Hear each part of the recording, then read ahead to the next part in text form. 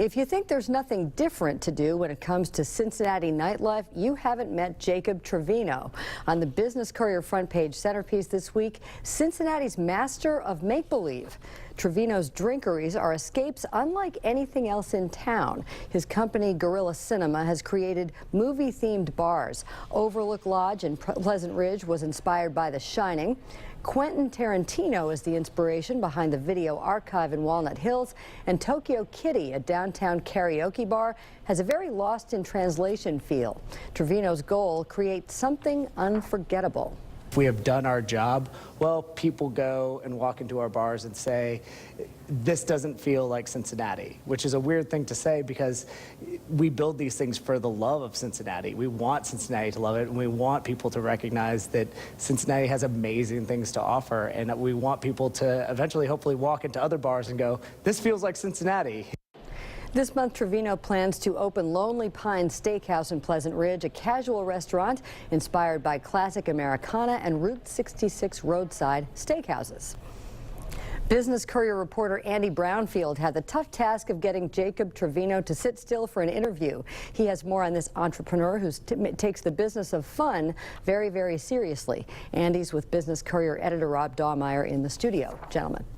Thanks, Peg. Andy, thanks for being here. Thanks for having me. So we saw the pictures, you did the interview, but let's get a little deeper. What makes his places different than other bars, let's say in Over the Rhine or other areas of town that have a lot of them? Yeah, calling them theme bars really doesn't do them justice. Video Archive, for instance, is a speakeasy with a fully functioning video store. Every single tape there is for sale. And there are a whole bunch of cult classics from the 90s and the 80s, that era where I grew up and where Jacob grew up as well.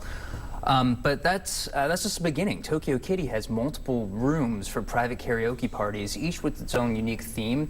And, you can't have a Japanese-themed bar without having a robotic server. Bebot will lower your drinks that you order from your smartphone down into your karaoke room for you. Yeah, it is tremendous. Where do you think did he talk to you at all about like how he got into this? What was he doing?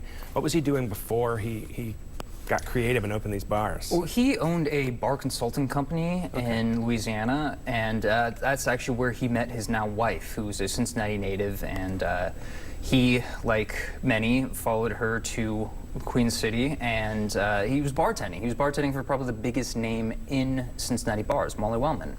And he wanted to open something similar to the Alamo Draft House, but he didn't have the capital, so one of the partners of the Foling Thing group told him, well, why don't you just throw up a movie screen and do it yourself? So he did. That's how Gorilla Cinema started, as a literally guerrilla movie experience where he'd pair food and beverage to go along with plots of movies.